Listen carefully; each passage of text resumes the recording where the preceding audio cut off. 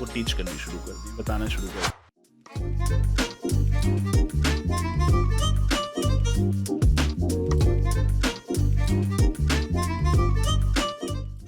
Assalamu alaikum Khabdin Ufrat. Welcome back to another podcast of Think Digital. My name is Munir Ahmed. Today I have invited somebody who has mobilized more than million people in the country, जिन्होंने आज से 5 साल पहले एक M लेके चले कि इस कंट्री के अंदर $1 बिलियन की इकोनॉमिक एक्टिविटी करनी है. Yes, I am talking about Sunny Ali. अस्सलाम वालेकुम सनी भाई. सनी भाई, बहुत शुक्रिया आपका पॉडकास्ट में तशरीफ़ लाने के लिए. सनी भाई, यूजुअली मेरी पॉडकास्ट का जो आगाज़ होता है वो मैं स्टार्ट करता हूँ इनिशियल लाइफ और एजुकेशन के बारे में. Since you're a public figure, तो आपकी ये इन्फॉर्मेशन ऑलरेडी बहुत सारे लोगों ने देखी हुई है, सुनी हुई है. तो मैं आगाज़ यहाँ से करूँगा. जितने भी कामयाब लोग हैं सनी भाई, उनकी अगर आप पीछे थोड़ा सा बैकग्राउंड देखें तो ज़्यादातर वो टाट वाले स्कूल से, कच्ची बस्ती से, साइकिल से, या उनका एक बड़ा हम्बल बैकग्राउंड होता है. तो आपका भी कुछ आगाज़ इसी तरह से हुआ. आप इसको क्या समझते हैं कि इसके पीछे क्या वजह है? क्या एक भरे हुए पेट और जो खाली पेट का आपका थ्योरी है, जो कॉन्सेप्ट है, क्या वो इसके पीछे एक वजह है या कोई और रीज़न है आपके अकॉर्डिंगली? खाली पेट के बच्चों के अंदर डिज़ायर और फायर ज़्यादा है। जी. भरे हुए पेट के बच्चों के अंदर वो डिज़ायर या फायर बहुत ज़्यादा नहीं होती। इसकी वजह ये है कि उनकी नेसेसिटीज़ डिफरेंट स्केल पर होती हैं। तो खाली पेट के जो बच्चे हैं वो ट्रेडिंग बिजनेस में ज़्यादा सक्सेसफुल मिलेंगे आपको, फायर की वजह से, डिज़ायर की वजह से। भरे हुए पेट के बच्चे आमतौर पे स्टार्टअप्स में बड़े सक्सेसफुल नज़र आएंगे आपको। सही. तो जिसकी वजह से मैं ये कहता हूँ भरे हुए पेट के बच्चों को स्टार्टअप्स में लेके जाएं, खाली पेट के बच्चों को ट्रेडिंग सिखाएं। हम्म. तो आप कभी नोट करें, अमेरिका में भी बिलियनर्स की कभी हिस्ट्री उठा के देखें, आप देखेंगे कि जो प्रिविलेज फैमिली बैकग्राउंड के बच्चे थे उन्होंने ज़्यादा बेहतर टेक्नोलॉजी इनोवेशन लेकर आए हैं। बिल्कुल. खैर अमेरिका में तो खैर बहुत सी एग्जांपल्स आपको अपोजिट भी मिलेंगी। वो दुनिया ही थोड़ी सी डिफरेंट है, लेकिन overall this is common, quite common. सही. और आपका जो सुल्तानाबाद से एक सफ़र शुरू हुआ और उसके बाद फिर आप सिडनी पहुँचे, वहाँ से आपने अपनी पीआरपी ली. इसके अंदर क्या मतलब डेफ़िनेटली आप कंट्री से बाहर तो जाना चाहते थे, लेकिन एक इंग्लिश कंट्री में गए, वहाँ से आपने नेशनैलिटी भी ली. फिर वहाँ से मूव क्यों किए दोबारा मलेशिया के अंदर? मैं बैंकरप्ट हो गया था। मैं ऑस्ट्रेलिया में बैंकरप्ट हो गया था, तो बैंकरप्सी के बाद वो मेरी पहली बैंकरप्सी थी जी. 2008 में। ग्लोबल फाइनेंशियल क्राइसिस आए थे, हुँ. तो मेरा पूरा बिज़नेस ठप हो गया था उसमें। सही. तो मैंने डिसाइड किया कि अब मैं ऑनलाइन बिज़नेस करूँगा। मैं वेस्टर्न कंट्री से पैसे कमाऊँगा और रहूँगा किसी सस्ते मुल्क में। तो इस फैंटेसी के चक्कर में मैं फिर मलेशिया आ गया था। अच्छा, आपके जब स्टार्ट किया डेफ़िनेटली 2-3 एम्प्लॉइज़ थे जो आपके साथ आपके पुराने बिज़नेस से कैरी फॉरवर्ड उन्होंने किया. ऑल ऑफ द सडन इस वक़्त आपकी टीम तकरीबन 500 एम्प्लॉइज़ पे पहुँच चुकी है. इतनी बड़ी टीम को आप मैनेज किस तरह से करते हैं? क्या आप फ्रंट से इनको लीड कर रहे हैं या somebody else behind the engine है जो इनको चला रही है और आप सिर्फ़ एक बस एन्जॉय कर रहे हैं इस पूरे टाइम को? नहीं, मैं तो नहीं मैनेज करता। हुँ. मुझे मैनेज करना आता ही नहीं है। मैंने कभी ज़िंदगी में कॉर्पोरेशंस में जब काम ही नहीं किया, तो मैं एम्प्लॉइज़ कैसे मैनेज तो आपकी करूँगा? टीम आपको एज़ ए मेंटर लेती है, एज़ ए बॉस लेती है? नहीं, नहीं, एज़ अ बॉस तो मुझे कोई भी नहीं लेता, ठीक क्योंकि है. मैं बॉस अगर होता तो मैं उनसे काम करवाता। चूँकि मैं बॉस नहीं हूँ, मैं बिज़नेस ओनर हूँ। तो सबको पता है कि एक्सट्रीम कॉमर्स के जो मैं ओन करता हूँ, लेकिन मैं इसको मैनेज नहीं करता, मैं इसको ऑपरेट नहीं करता, मैं रन नहीं करता। और मैं एज़ अ मेंटर दोनों साइड्स को प्रोटेक्ट करता हूँ। सही. तो मेरा स्टूडेंट मेरे पास रोता हुआ आएगा तो मैं यहाँ स्क्रू ड्राइवर लेके पहुँच जाता हूँ। और अगर यहाँ पे ये रोते हुए आते हैं तो मैं स्क्रू ड्राइवर लेके इधर पहुँच जाता हूँ। सही. तो एज़ अ मेंटर मैंने दोनों को प्रोटेक्ट करना है। मैं यहाँ पर हूँ, लेकिन extreme commerce as a commercial organisation policies, procedures और प्रोसेसेस पे चलती है। हुँ. तो मुझे बताना पड़ता है स्टूडेंट्स को भी, मेंबर्स को भी, कि ये कमर्शियल ऑर्गेनाइजेशन है, इसको अपना काम करने दें आप लोग। सही है. भाई है आपका, कोई मसला है तो आप मेरे पास आएँ, ठीक है. मुझसे मशवरा लें, मैं आपको एडवाइस करूँगा। और मैं एक्सट्रीम कॉमर्स के कमर्शियल इंटरेस्ट में एडवाइस नहीं करूँगा कभी हुँ. आपको। सही. उसकी वजह ये है कि मशवरा अमानत है। तो बेशक. आपने अगर मुझसे मशवरा माँगा है, तो अगर एक्सट्रीम कॉमर्स की कोई प्रोडक्ट सूट करती है, तो मैं आपको बता दूँगा हाँ, ये आपको सूट करती है। नहीं सूट करती तो मैं आपको बोलूँगा भाई ये प्रोडक्ट बिल्कुल ना लें, ये आपको सूट नहीं करती, आप फलाँ काम कर लो, वो हुँ. ज़्यादा बेहतर है आपके लिए। सही. क्योंकि वो मशवरा, तो लोग मशवरा इसलिए मुझसे लेते हैं कि वो ट्रस्ट करते हैं मेरे मशवरे के ऊपर, एडवाइस के ऊपर ट्रस्ट करते हैं, और उन्हें मालूम है कि सनी भाई एज़ अ न्यूट्रल पर्सन हमें अमानत में ख़यानत नहीं करेंगे मशवरा देते बिल्कुल वक़्त। सही है। तो मुझे उसका मान भी रखना होता है। हुँ। अच्छा, अभी जो आपकी टीम है इस वक़्त, शुरू में क्या आपको लगता है कि ये एक मिस्टेक थी? शुरू में आपकी जितनी कोर टीम थी उसमें सब बच्चे थे, सारे अंडर 30 थे, बच्चों से मुराद अंडर 30 थे सारे। अब ऑल ऑफ अ सडन आप बाबों की तरफ चले गए। व्हेन आई से बाबा, दैट मीन्स 30 प्लस के जो लोग हैं, जो कि एक मैच्योर ऑर्गनाइज़ेशन को चलाते भी हैं वर्ल्ड वाइड। तो क्या आपका वो फ़ैसला जो शुरू में ये हुआ सारा, ये इमैच्योर फ़ैसला था? अब जो कर रहे हैं ये नीड है या अब कुछ समझ आ गई है? अब समझ आ गई। समझ आ गई जी, है। जी, समझ आ गई। बेसिकली ऑर्गेनाइज़ेशंस एक्सपीरियंस लोगों को चलानी चाहिए, हुँ, एक्सपीरियंस लोग आपकी मैनेजमेंट में होने चाहिए। तो अब मेरा फ़ोकस थोड़ा ये है कि मैनेजमेंट एक्सपीरियंस लोगों के हाथ में होनी चाहिए और इन्हें ऑर्गेनाइज़ेशन की पॉलिसीज़ बनानी चाहिए, सिस्टम्स बनाने चाहिए, प्रोसेसेस स्ट्रॉन्ग करने चाहिए, एसओपीज़, केपीआईज़ होनी चाहिए। तो बस वो वक़्त की नीड है, हुँ। ऑर्गेनाइज़ेशन अदरवाइज़ ग्रो नहीं करेगी। अच्छा, आज की 2022 की ईसी और 2025 की ईसी में क्या फ़र्क देखते हैं? बिकॉज़ अभी कुछ अर्सा पहले ही आपने अपनी मैनेजमेंट की तरफ फ़ोकस किया है थोड़ा, तो अभी उनको चेंज कर रहे हैं। डू यू रियली फ़ील कि आने वाले 2 से 3 साल में this is really going to become organisation जो कि बड़े साइज़ की होती जी, हैं? जी, बिल्कुल, ऐसा ही है और यही विज़न है और अपने प्रोडक्ट को स्ट्रॉन्ग करना है। हुँ, तो एक्सट्रीम कॉमर्स की प्रोडक्ट क्या है? ट्रेनिंग एक प्रोडक्ट है, ठीक है। तो आपकी ये प्रोडक्ट स्ट्रॉन्ग होनी चाहिए, इसकी डिलीवरी स्ट्रॉन्ग होनी चाहिए, अदरवाइज़ वो प्रोडक्ट खुद ही डाई आउट हो जाएगी। बिल्कुल लोग ऐसे उस ही। प्रोडक्ट को खरीदना छोड़ देंगे। आप बहुत ज़्यादा अरसे तक लोगों को बेवकूफ़ बना नहीं सकते। तो आप थोड़ी देर के लिए बेवकूफ़ बना सकते हैं, फॉरएवर तो बेवकूफ़ नहीं बना सकते। बिल्कुल ऐसे ही है। तो अगर आपने फॉरएवर बिज़नेस करना है तो आपके बिज़नेस प्रिंसिपल्स, बिज़नेस की फाउंडेशन स्ट्रॉन्ग होनी चाहिए। तो वो प्रोडक्ट की स्ट्रेंथ अपनी जगह, मैनेजमेंट की स्ट्रेंथ अपनी जगह, ऑर्गेनाइज़ेशन की भी स्ट्रेंथ होती है, प्रोडक्ट की भी स्ट्रेंथ होती है। तो वो उसका स्ट्रॉन्ग होना बहुत ज़रूरी है, तो ऑर्गेनाइज़ेशन वक़्त के साथ ग्रो करेगी। इंक्यूबेशन एक प्रोडक्ट है, उसका स्ट्रॉन्ग होना बहुत ज़रूरी है। जी। तो इस पे ज़्यादा हम लोग फ़ोकस तो कर अभी रहे जो हैं। कोर टीम आपकी है, क्या ये पूरी डेवलप हो गई है या still you are in a process of hiring more and more people? Organisation तो ग्रो करेगी वक़्त के हुँ, साथ। हुँ। मैं समझता हूँ कुछ सालों में शायद 2-3 हज़ार एम्प्लॉइज़ होंगे सही एक्सट्रीम है। कॉमर्स के अंदर। जिस रफ़्तार से ये ग्रो कर रही है, एक लार्ज ऑर्गेनाइज़ेशन बन जाएगी। उसके बाद हम डिसाइड करेंगे हमने लिस्टिंग की तरफ जाना है, नहीं जाना है, इसको हुँ, पब्लिक करना है, प्राइवेट रखना है, तो हुँ। वो नेक्स्ट कोर्स ऑफ एक्शन हाँ, होगा वो आज हमारा। की आपकी पोस्ट में भी था, आपने जी, जी, जी, जी। सलीम गौरी साहब से भी मशवरा किया है, तो उन्होंने भी आपको बोला कि नहीं जी, करें। वो बात सही भी है कि आपके अपने हाथ में होगा तो आप डिसीज़न खुद ले सकते हैं। आपकी ऑर्गनाइज़ेशन के जितने बोर्ड मेंबर हैं, वो बड़े धड़ल्ले से कोई भी डिसीजन ले सकते जी, हैं। जी, जब आप बिल्कुल। लिफ्ट कर देते हैं तो फिर आपके हाथ में चीज़ें रहती ही नहीं हैं। अच्छा, इसके अंदर जब आप टीम की बात करते हैं तो अभी भी स्टिल बहुत सारे लोग ऐसे नज़र आ रहे हैं आपकी टीम के अंदर जो डेफ़िनेटली पुराने हैं, with the passage of time उन्होंने ग्रो भी किया और वो इस वक़्त भी बड़ी पोज़ीशंस पे हैं बट स्टिल अंडर 30 हैं। तो उनको किस तरह से आप डेफ़िनेटली मैनेज करना चाहेंगे कि आने वाले टाइम में वो आपकी टीम का हिस्सा भी रहें बट प्रोडक्टिव हो जाएँ? नहीं, मैं तो नहीं मैनेज करता, सिस्टम आपसे मैनेज मुराद आपका करेगा। सिस्टम जो है, आपके सिस्टम मैनेज की लोग करेगा। जो हैं। जी, बिल्कुल, सिस्टम सिस्टम। हुँ, हुँ। ऑर्गेनाइज़ेशन के अंदर अगर स्ट्रॉन्ग सिस्टम नहीं होगा तो ऑर्गेनाइज़ेशन कभी ग्रो नहीं करेगी। सही। तो सिस्टम चलता है एसओपीज़ के ऊपर, केपीआईज़ के ऊपर, प्रोसेसेस स्ट्रॉन्ग होंगे आपके, सिस्टम डिसाइड करेगा किसको कितनी तरक्की देनी है, किसको नहीं देनी। हुँ। तो ह्यूमन रिसोर्स आपकी स्ट्रॉन्ग है, सिस्टम आपके स्ट्रॉन्ग है, वो खुद ब खुद फैसले हो जाएँगे उसके। सही, तो तो मुझे ऑटोमेशन पे आप इन्वॉल्व होना चले नहीं गए, एक पड़ेगा उसमें। सिस्टम, प्रोसेस, एसओपीज़ जिसमें आपकी इन्वॉल्वमेंट बहुत कम है। जी, जी। जितनी आपकी टीम है उन्होंने एसओपीज़ इतने स्ट्रॉन्ग कर दी हैं कि वो ऑटोमेटिकली जो परफॉर्मर नहीं होगा फ़िल्टर आउट हो जाएगा, रोल जी, आउट हो बिल्कुल जाएगा टीम। ऐसा ही। जी, जी। सही हो गया। अच्छा सनी भाई, हम 2018 की अगर बात करें तो आप जी, जी। पायनियर्स में से थे, जी। जिन्होंने इस चीज़ के बारे में डिस्कस किया कि ये पाकिस्तान से भी ये बिज़नेस हो सकता है। फिर आहिस्ता-आहिस्ता और भी प्लेयर मार्केट के अंदर जी, एंटर होते गए और आज की डेट में अगर हम देखें फिर इसके मुख्तलिफ और मॉडल्स में भी लोग एंटर हुए, बैकडोर से भी कुछ लोग आए इसके अंदर।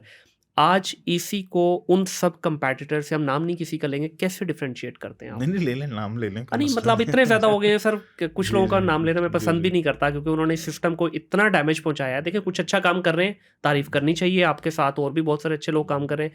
लेकिन कुछ लोगों ने जेन्युइनली इतना इस सिस्टम को डैमेज पहुँचाया है कि हम शुरू वाले लोगों में से हैं। हमारी वो 5-6 साल की मेहनत पे पानी फेर दी है उन्होंने। नहीं, तो नहीं, इस पानी नहीं फेरा किसी ने और मार्केट करेक्शन टाइम के साथ खुद ही आ सर जाती वो है। होगी, लेकिन इन्वेस्टर्स का जी, आगे जाके हम बात करेंगे, जी, इन्वेस्टर्स के जी। ट्रस्ट के ऊपर भी वो शटर हुआ है। जी, ठीक है? जी, तो जी। एनीवेज़ वो हम आगे डिस्कस कर जी, लेते जी। हैं। इसको आप किस तरह से देखते हैं कि इसी कैसे डिफरेंट है फ्रॉम अदर देखें, प्लेयर? इकोसिस्टम इवॉल्व हुआ है और इकोसिस्टम जब भी कोई किसी मुल्क के अंदर कोई नई चीज़ आती है फिर उसमें इकोसिस्टम इवॉल्व होता है, उसके अंदर बहुत सारे प्लेयर्स आ जाते हैं, फिर उसमें सैचुरेशन भी आ जाती है। सैचुरेशन आने के बाद कौन सर्वाइव करता है और कौन डाई आउट हो जाता है। तो सर्वाइव वही करते हैं जो क्वालिटी डिलीवर कर रहे हैं, और डाई आउट वो हो जाते हैं जो क्वालिटी डिलीवर नहीं कर पाते। हुँ, तो रह गया as a training, as a service industry, training provide करने वाली कंपनियां हुँ, जो अपनी प्रोडक्ट की क्वालिटी पे फोकस करेंगे, डिलीवरी को स्ट्रॉन्ग करेंगे, वो सर्वाइव भी करेंगे, वो थराइव भी करेंगे। हुँ, तो अर्ली डेज में आने वालों को सिर्फ एक ही फ़ायदा होता है कि उनके प्रॉफिट मार्जिन हाई होते हैं, सही। और फिर वक्त के साथ प्रॉफिट मार्जिन नॉर्मलाइज होने शुरू हो जाते हैं। मार्केट में जब सैचुरेशन आती है तो प्रॉफिट मार्जिन और भी कम हो जाते हैं। हुँ, बड़े ब्रांड्स के प्रॉफिट मार्जिन फिर थोड़े से ज़्यादा होंगे, छोटे ब्रांड के प्रॉफिट मार्जिन्स कम होंगे। ट्रू। बस इतना सा फ़र्क है उसमें। Let me rephrase the question. आपकी यूएसपी अगर मैं पूछूँ जी, जी। एक्सट्रीम कॉमर्स की, वो क्या है? एक्सट्रीम कॉमर्स की यूएसपी ये है कि हम लोग we don't really focus much on training as a business. हम फोकस करते हैं कैपेसिटी बिल्डिंग के ऊपर। कैपेसिटी बिल्डिंग ये है कि एक शख्स को 6 महीने से साल के एक प्रोसेस से गुजरना होगा, एक पाथवे है। हुँ, एक्सट्रीम कॉमर्स में आप नोट करेंगे हर चीज़ के पाथवे बने हुए हैं। ट्रू। एक्सट्रीम कॉमर्स की यूएसपी ये है कि हर शख्स को एक ही प्रोडक्ट नहीं बेची जाती। तो एक शख्स एक्सट्रीम कॉमर्स में आता है, वो कहता है मैं सिस्टम में कैसे आ सकता हूँ। उसकी पहले प्रोफाइलिंग की जाती है। तो प्रोफाइलिंग करने के बाद उसको बताया जाता है कि आप ये काम कर सकते हैं, ये वाला काम नहीं कर सकते। सही। तो प्रोफाइलिंग करने के बाद हम डिसाइड करते हैं कि अच्छा, आपके हमारे 2 मेजर पाथवेज़ निकलते हैं यहाँ पे। एक कहलाता है किचन इनकम का पाथवे, एक कहलाता है एसेट बिल्डिंग का पाथवे। राइट। और दोनों पाथवे लंबे हैं, दोनों 12-12 महीने तक जा रहे हैं, या 6 महीना मिनिमम का पाथवे होना हुँ, चाहिए। अब जो शख्स किचन के पाथवे में फिट बैठ रहा है, उसको हम बोलेंगे भाई आप एसेट बिल्डिंग में गलती से भी नहीं आ सकते। सही। हम आपको अलाउ ही नहीं करेंगे कि आप एसेट बिल्डिंग की तरफ आएँ। आप बस किचन इनकम पे फ़ोकस करें। किचन इनकम के पाथवे में आपने कम से कम 6 महीने से 12 महीने इस सिस्टम में गुज़ारने हैं, हुँ, जिसको हम इंक्यूबेशन कहते हैं। और इस सिस्टम में सक्सेस रेट हमने आपको पहले ही बता दिया। हमने आपको पहले ही अपनी डाटा इनसाइट्स दे दिए हैं कि सक्सेस रेट लड़कों का इतना है, लड़कियों का इतना है, हाउसवाइफ का इतना है, और आपको अगर मंज़ूर है तो आप सिस्टम में 6 से 12 महीने गुज़ारने के लिए आ जाएँ। इसी तरीके से एसेट बिल्डिंग का जो पाथवे है हमारा, अ, वो भी 12 महीने का मिनिमम एक जर्नी है। जब तक आप ये 12 महीने का जर्नी क्रॉस नहीं करेंगे, आपका ये पाथवे कंप्लीट नहीं हो सकता। सही। तो दूसरों में और हम में प्राइमरीली जो फ़र्क मैं देखता हूँ वो यही है कि हम लोग शॉर्ट कोर्सेज़ पे बहुत ज़्यादा फ़ोकस नहीं करते। हमारा फ़ोकस है पाथवे, जर्नी, कैपेसिटी बिल्डिंग के ऊपर बहुत ज़्यादा है। और प्रिसाइज़ली आप कस्टमाइज़्ड सॉल्यूशन की बात कर रहे हैं रादर जी। Then off the shelf product कि कोई भी बच्चा या बस ये 4 प्रोडक्ट हैं, कोई भी उठा लो, ऑफ द ऐसा शेल्फ नहीं उठा है। के कहा कि आप ये प्रोडक्ट कर लो। राइट, नहीं, हम राइट। ये कर नहीं सकते, क्योंकि चूँकि हमें सक्सेस रेट हाई चाहिए। हुँ, सक्सेस रेट हाई करने के लिए उसकी प्रोफाइलिंग बहुत ज़्यादा इम्पोर्टेंट है। बिल्कुल। अभी मैं किसी बच्चे से बात कर रहा हूँ, वो मुझे कह रहा है कि फॉर एग्ज़ाम्पल मैं आपको एग्ज़ाम्पल दे दूँ कि जी सनी भाई, मेरे पास सेविंग्स हैं, और मैं 32 साल का हूँ, मेरे पास सेविंग्स हैं, जॉब नहीं है, और मेरे पास बहुत सेविंग्स हैं। हुँ, तो मैं सोच रहा हूँ एसेट बिल्डिंग की तरफ जाऊँ, तो मैंने उसको समझाया कि हमारा सिस्टम आपको खुद ब खुद रिफ्यूज़ कर देगा। हम सही। एसेट बिल्डिंग आपको अलाउ नहीं कर सकते। एसेट बिल्डिंग उन लोगों के लिए होती है जिनका किचन मनी का मसला सॉर्टेड है, सॉर्टेड। जिनके पास सेविंग्स हैं। आपके पास सेविंग्स तो हैं, किचन मनी आप कह रहे हैं आप सेविंग से खाएँगे, हुँ, अपनी सेविंग से, हम अलाउ नहीं करते इसको। सही। तो आपको पहले किचन मनी का मसला हल करना है। इंक्यूबेशन में आना है तो आ जाएँ, हुँ, एसेट बिल्डिंग हम अलाउ नहीं कर सकते आपको। बिल्कुल इसे सही। कहते हैं प्रोफाइलिंग करना, करियर काउंसलिंग करना, पाथवे डिसाइड करना, और फिर राइट पाथ पे किसी को चढ़ा देना, हुँ, ताकि वो 6 महीने से 12 महीने का आप जर्नी कंप्लीट करे अपना। सही। अच्छा सनी भई, आपने एक दफ़ा मुझे स्टिल याद पड़ता है 2-3 साल पहले दुबई में हमारी मुलाकात हुई थी, तो एक पोर्टल के बारे में बात हो रही थी, जिसमें यही प्रोफाइलिंग और ये सारा हर बच्चे का अपना वहाँ प्रोफाइल होगा जस्ट लाइक जी, अपवर्क या जी। फाइवर। वो प्रोजेक्ट का क्या हुआ अभी तक? वो जी, कंप्लीट जी, क्यों जी। नहीं हुआ? आइडिया ये था कि हम एक पोर्टल बनाएँगे जहाँ पे मैं चाहता था पाकिस्तान में लोगों को अलाउ करूँ कि आप मेंटोरिंग कर सकें, ट्रेनिंग प्रोवाइड कर सकें, जी। अ, शॉर्ट कोर्सेज़ करवा सकें, डिप्लोमा ट्रैक्स, हम भी डिप्लोमा ट्रैक्स करवाते हैं, लेकिन वो 3 महीने, 6 महीने के डिप्लोमा ट्रैक्स होते हैं। तो उसको मैं ऑनलाइन करना चाहता था कि सर्विस प्रोवाइडर्स वहाँ पे आके अपनी सर्विसेज बेचें, उनकी रेटिंग होनी चाहिए। वो प्रोजेक्ट तो हमारा फेल हो गया। उसमें काफ़ी पैसे लगाए, काफ़ी टाइम लगाया, काफ़ी पैसा लगाया 1 साल, लेकिन हमसे डिलीवर नहीं हो सका। हमारी सॉफ्टवेयर की जो कैपेसिटी है वो इनफ नहीं थी। सही। तो वो अब मैंने इसको कॉर्नर पे लगा दिया। हुँ, अब मैं उसको दोबारा लॉन्च करूँगा कुछ अरसे के बाद, दोबारा सही। कैपेसिटी बिल्डिंग करने के बाद। ठीक हो गया। अच्छा, इसके अंदर जब आप बच्चे की बात करते हैं, आजकल आप फ़ेसबुक स्क्रॉल कर लें, यूट्यूब पे चले जाएँ, मेंटोर हर ईंट के नीचे मेंटोर है। इसको आप किस तरह से मतलब थोड़ा-सा एक्सप्लेन करेंगे कि ये मेंटोरशिप जो है, ये वर्ड अपने आप में एक बहुत रिस्पेक्टफुल और बहुत वेटेज वाला वर्ड है। हमारे यहाँ इसको मज़ाक बना लिया गया है। Every single Tom, Dick and Harry is claiming कि वो मेंटोर है। तो इसको आप किस तरह से थोड़ा-सा समराइज़ करेंगे, ये समझाएँगे कि मेंटोर कब बनता है, कैसे? इंटरनेशनल मार्केट के अंदर तो मेरे ख़्याल 15 साल से पहले आप अब इस वर्ड को यूज़ ही नहीं कर सकते। तो यहाँ तो 15 दिन नहीं होते और बच्चा कहता है मैं मेंटोर हूँ। जी, काफ़ी भारी वर्ड है, जी, बिल्कुल। बहुत ज़्यादा भारी वर्ड है, तो मैं तो ये वर्ड नहीं यूज़ करना चाहूँगा। हुँ, 25 साल ज़िंदगी के लगाने के बाद, ज़िंदगी में मारे खाने के बाद, इतनी बैंकरप्सियाँ देखने के बाद अ, हम शायद ज़िंदगी की थोड़ी बहुत ऊँच-नीच को समझ रहे हैं, हुँ, थोड़ी-सी विज़डम अल्लाह ने दे दी है। मेरा ख़्याल है मेंटोर वो एक भारी वर्ड है, उन लोगों के लिए ज़्यादा सूट करेगा जो आपको मशवरा देने के काबिल हों। सही। तो मशवरा देने के लिए भी इमाम अली ने काफ़ी सारी क्लैरिटीज़ दी हैं कि मशवरा किससे लेना चाहिए, हुँ, मशवरा किससे नहीं लेना चाहिए। जी। उसकी भी गाइडलाइंस दी हुई हैं। हुँ, वो लोग वो गाइडलाइंस नहीं फ़ॉलो करते। तो मेंटोर बड़ा वर्ड है। एडवाइस, करियर काउंसलिंग, मशवरा देने की एबिलिटी रखना अपनी नीश के अंदर, शायद ये लोग ज़्यादा सूटेबल हैं मेंटोर के टाइटल के। हुँ, हुँ। अदर देन दैट जो पाकिस्तान में हो रहा है वो ट्रेनर्स हैं या टीचर्स हैं या आप उनको कंसल्टेंट कह लें। कोई स्पेशलिस्ट होगा, कोई कंसल्टेंट होगा, कोई ट्रेनर होगा, कोई टीचर होगा, वो वाले वर्ड ज़्यादा सूटेबल हैं। सनी भाई, माज़रत के साथ ये तो फिर वही वाला कल्चर हम दोबारा लेके आ रहे हैं। अगर देखें हमारी किसी भी यूनिवर्सिटी की तरफ देख लें, मैं हाई प्रोफाइल यूनिवर्सिटीज़ की बात नहीं कर रहा, नॉर्मल जो हमारे यहाँ है, या स्कूल्स को देख लें, वहाँ पे टीचर कौन होता है? बड़ा रिस्पेक्टफुल, वंस अगेन ये वर्ड है, टीचर की भी एक इज़्ज़त होती है, एक मुआशरे में एक उनका किरदार था। आज से अगर 10 साल पीछे चले जाएँ, आज टीचर कौन बन रहा है? जो अपने पीएल में फ़ेल हो रहा है, जो अपने होलसेल में फ़ेल हो रहा है, जो ड्रॉप शिपिंग में फ़ेल हो रहा है, वो आपका टीचर बना हुआ है, वो आपका ट्रेनर। जब आप उनसे पूछें उनकी खुद की हिस्ट्री क्या है? एक लॉन्च की हिस्ट्री नहीं है। उनका खुद का नॉलेज बेस क्या है? कहीं से पकड़ा कॉपी पेस्ट, बहुत अच्छा काम करने वाले लोग भी हैं। लेकिन आपको लगता है कि पिछले 1 डेढ़ साल के अंदर ये इतने सारे लोग आए जो कि अपने एक्चुअल बिज़नेस में फ़ेल हुए, बट उनको ये ईज़ी गेम लगी या क्विक रिच स्कीम लगी, तो उन्होंने ये कोर्सेज़ बेचने शुरू कर दिए। इसके अलावा बहुत सारे फेक गुरुज़ जो डिग्री के बारे में बड़ी बात करते हैं। आप अक्सर, मैंने देखा है कि डिग्री के हक़ में हैं। मैं ये समझता हूँ कि जितनी मर्ज़ी आप तगड़ा शॉर्ट कोर्स करवा लें, क्या शॉर्ट कोर्स आपको यूके लेके जा सकता है, यूएसए लेके जा सकता है? मेरे ख़्याल में तो नहीं। तो ये जो प्रीचिंग कर रहे हैं मीडिया पे आके, जिनकी से है थोड़ी, जिनको लोगों ने रिस्पेक्ट करना शुरू कर दिया है, वो यही बात कर रहे हैं, जी आप डिग्री छोड़ें, शॉर्ट कोर्स करें, और वो शॉर्ट कोर्स अपने ही इंस्टीट्यूट में करवा भी रहे हैं। तो इन ये जो गुरुज़ आ गए हैं, ये जो ट्रेनर आ गए हैं, जिनकी खुद की कोई हिस्ट्री नहीं है, क्रेडिबिलिटी नहीं है, किस तरह से इनको कंट्रोल किया जाए? नहीं, नहीं कंट्रोल नहीं, लेकिन सही में देखिए, मैं क्यों कैसे ये किया सवाल जाए? पूछा है, क्योंकि आपकी जो से है एक मुआशरे के अंदर इस वक़्त, आपको लोग सुनते हैं, आपको लोग एक फ़ादर के तौर पे, स्पिरिचुअल फ़ादर, और एक टीचर के तौर पे, एक मेंटर के तौर पे सुनते हैं, लोग आपकी बात मानते हैं। आपके मुँह से निकले हुए जो वर्ड्स हैं, वो डेफ़िनेटली लोगों तक पहुँचेंगे, क्योंकि नहीं, इसको मैं कंट्रोल तो करना है। ख़ैर इस सब्जेक्ट के ऊपर ज़्यादा नहीं बोलूँगा, ना मैं किसी को लेबल करूँगा। लेबल नाम नहीं ले रहे हम मैं किसी का भी, बेतहाशा नहीं, है नाम सनी ना भी भाई। लें, मेरा ख़्याल है ओपन मार्केट है। इकोसिस्टम बड़ा है, ओपन मार्केट है, इसमें हर किस्म की दुकान आएगी। कोई इंडस्ट्री खुलती है तो शहर के अंदर हर किस्म की दुकान आ जाती है। उसमें कुछ सेफ्टी मटीरियल बेचने वाले हैं, उसमें फायर एक्सटिंग्विशर बेचने वाले भी हैं, उसमें तेल हुँ, बेचने वाले भी होंगे, उसमें ड्रिल करने वाले भी होंगे। बिल्कुल। उसमें सेफ्टी की ट्रेनिंग कंपनियाँ भी आ जाएँगी जो सिर्फ़ जिनका काम है सेफ्टी ट्रेनिंग प्रोवाइड करना। हुँ, हुँ। तो इकोसिस्टम बड़ा होता है, इंडस्ट्री बड़ी होती है, तो उसमें हर किस्म के लोग होते हैं, अच्छे-बुरे, छोटी कंपनियाँ, बड़ी कंपनियाँ। ओपन मार्केट है, आप किसी को लेबल करना शुरू कर दें, चीखो-पुकार शुरू कर दें कि जी दूसरे क्यों कर रहे हैं, तो वो मेरे ख़्याल में it's not really a wise move.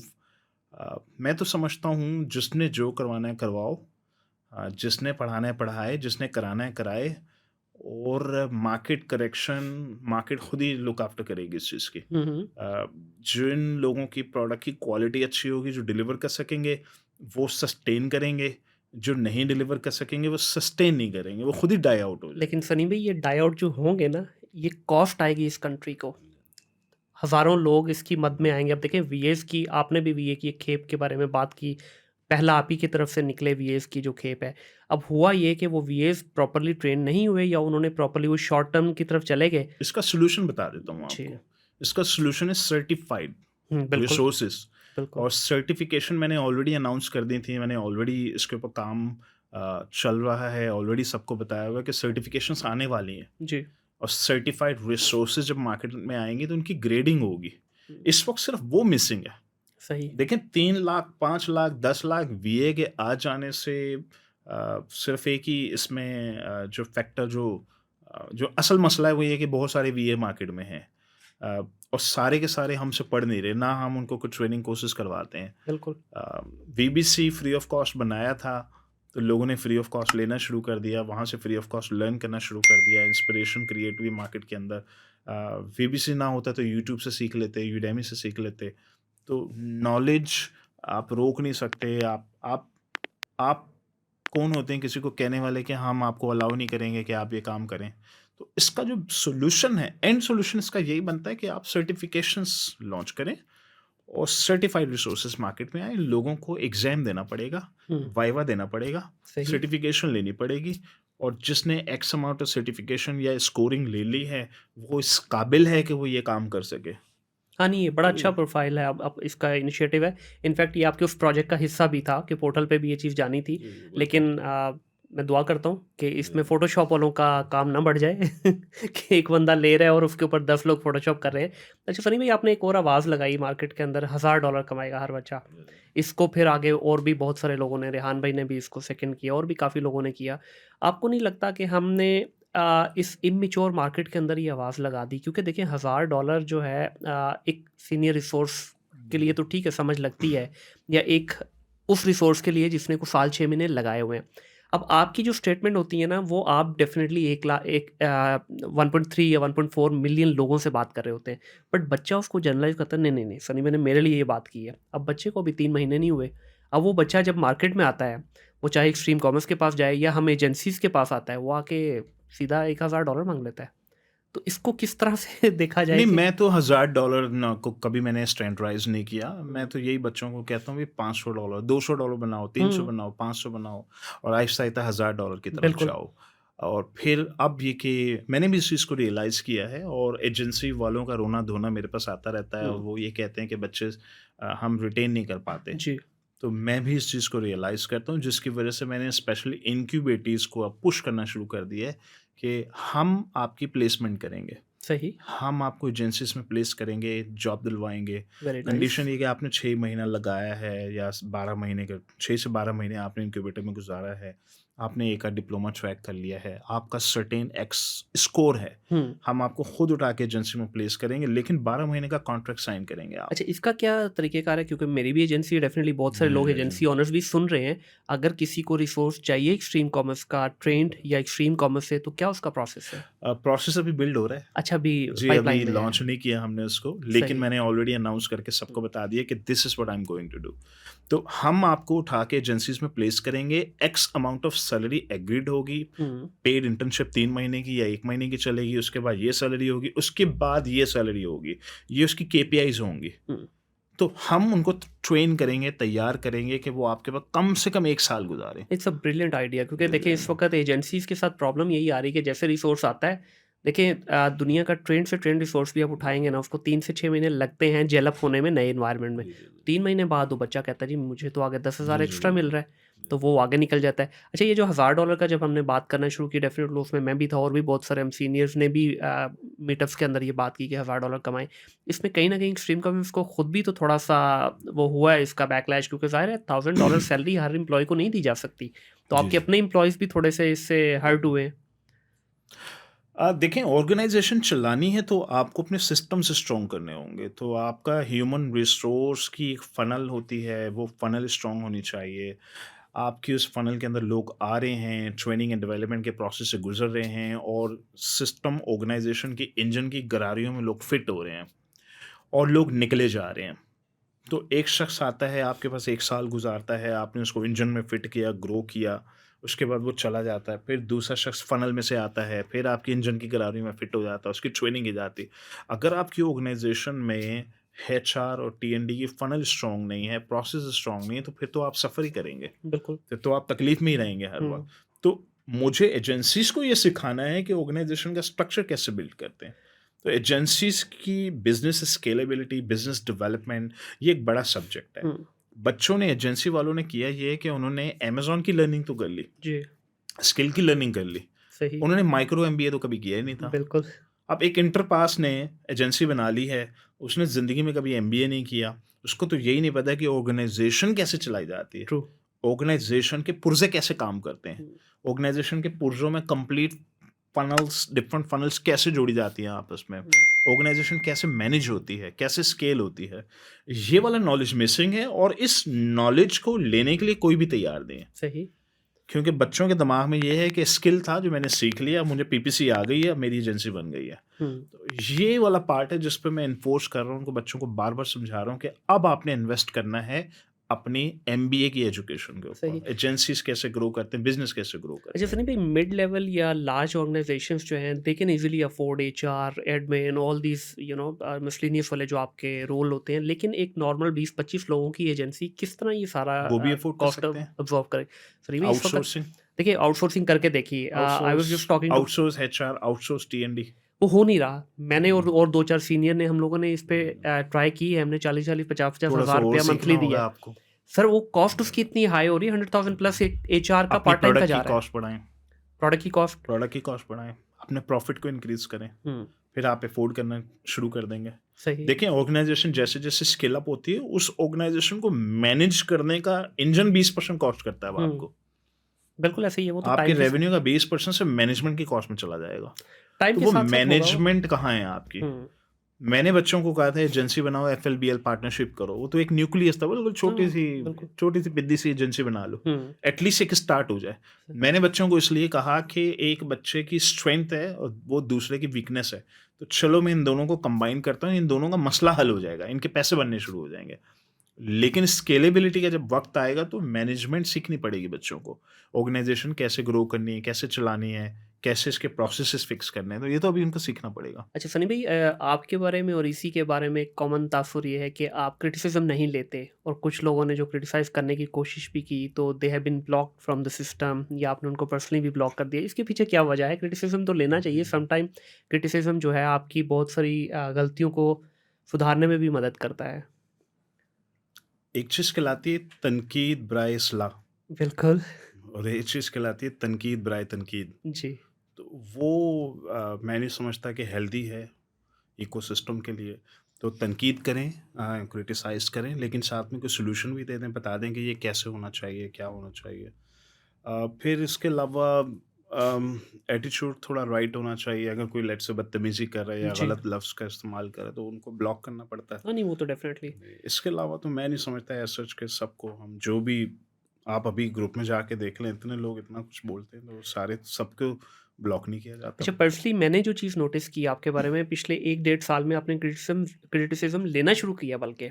अब बहुत सारी जी, चीज़ें आपने टॉलरेंस बढ़ गई वक़्त के साथ। जी, आपने जी। बल्कि हम स्टूडेंट्स की कुछ मशवरों पे जी, भी जो है ना बड़ा पॉजिटिव आगे से रिस्पॉन्स दिया। उसके अलावा जो है बहुत सारे न्यूट्रल लोगों ने कुछ मशवरे दिए जिनको आपने बड़ा क्लोज़ली ऑब्ज़र्व भी किया और उनके ऊपर अमल भी किया। तो ये टॉलरेंस बढ़ने की वजह है? जी, जी, टॉलरेंस बढ़ी है वक़्त के साथ। सही तो है। पहले से ज़्यादा हो गई। जी। सही हो गया। अच्छा ओवरऑल अगर इसी की मैं पूरी टीम को देखता हूँ तो ये ज़्यादा मुझे इसमें मेल डोमिनेंसी नज़र आती है। तो हम जेंडर इक्विटी को क्यों नहीं थोड़ा-सा नहीं, प्रमोट इसी की करते? टीम में अच्छी खासी फीमेल्स हैं। मेरा हाँ, बट ख़्याल बहुत है ज़्यादा नहीं है। 20% होंगी फीमेल्स। 20% हैं क्योंकि जी, ओवरऑल जी, तो नज़र बिल्कुल नहीं है। आती हैं। नहीं, नहीं, हैं, काफ़ी हैं। पूरे मुल्क में है ना एम्प्लॉइज़ तो हुँ, हुँ। अगर 500 हैं तो 100 तो कम से कम लड़कियाँ ही होंगी। और इनफैक्ट हमारी एचआर की पॉलिसी है कि फीमेल जो एम्प्लॉइज़ हैं वो कम से कम 40% तक होनी चाहिए। सही। तो वो उनको इनकरेज करते हैं कि आप अप्लाई करें और इसी में जॉब करें। हुँ, हुँ। इनफैक्ट लड़कियों को इनकरेज किया जाता है। सही, ये अच्छी बात है क्योंकि ओवरऑल देखें अब जो हालात चल रहे हैं इस वक़्त हमारे मुल्क के, ये ओवरऑल भी इंटरनेशनली भी इस वक़्त मेरा ख़्याल है वो वाला टाइम गुज़र गया कि सिर्फ़ मेल ही काम करेंगे।